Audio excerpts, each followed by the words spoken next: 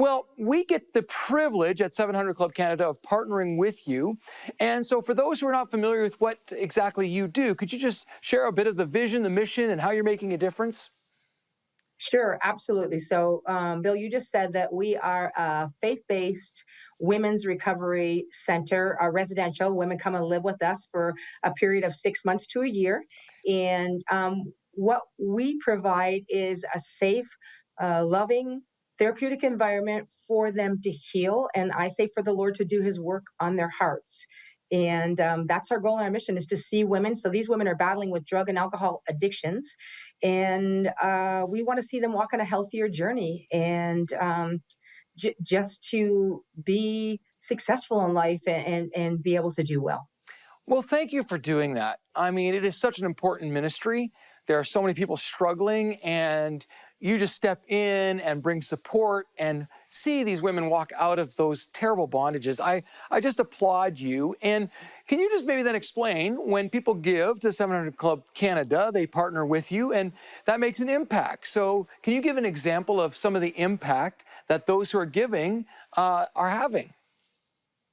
Sure, 100%. So we are funded by private donations and sponsors, and we are grateful for every donation, small or large, and particularly to 700 Club Canada partners. You have really made a difference in that support. One of the things you've been doing for quite a long time, before my time even coming in this role, was providing finances for Christmas presents for our ladies at Christmas time. And, that may seem like, oh, that's really not a big deal, but it's a huge big deal. These women come in hopeless, broken, a feeling of no value and worth. And for them to get Christmas presents Right. is just helps them feel loved and valued. And I will share a story, and that is about one gal who came in and she had never had Christmas presents. She was in her late 30s and she just never got a Christmas present. They didn't do birthdays or Christmas. And so she said coming up to Christmas that it was going to be very emotional because she already knew there was going to be some gifts. And it was just heartwarming for her. She was so emotional. She cried. Again, just showing them worth and value and that they're loved and worth a gift.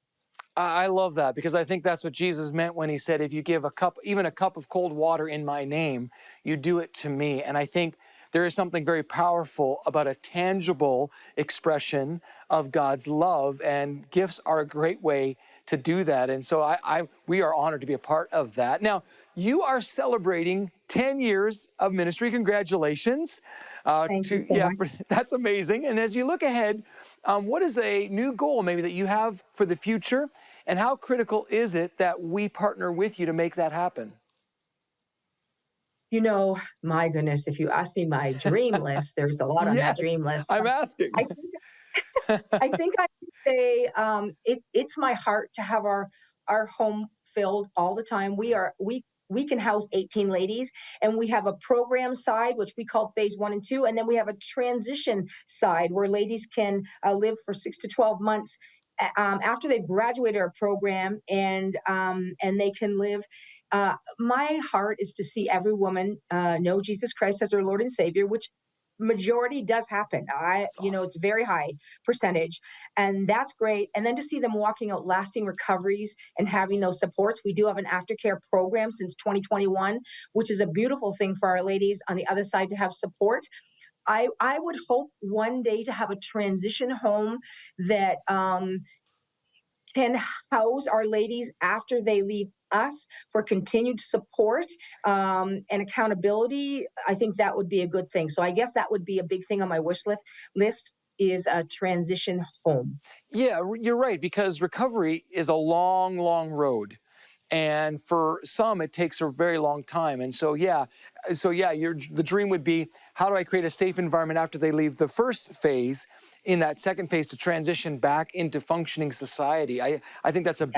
a beautiful dream. And yeah, we will continue to partner with you, and we're going to believe together that that will happen. So maybe for our viewers, what's a prayer need that they could pray for specifically, that you're working through right now?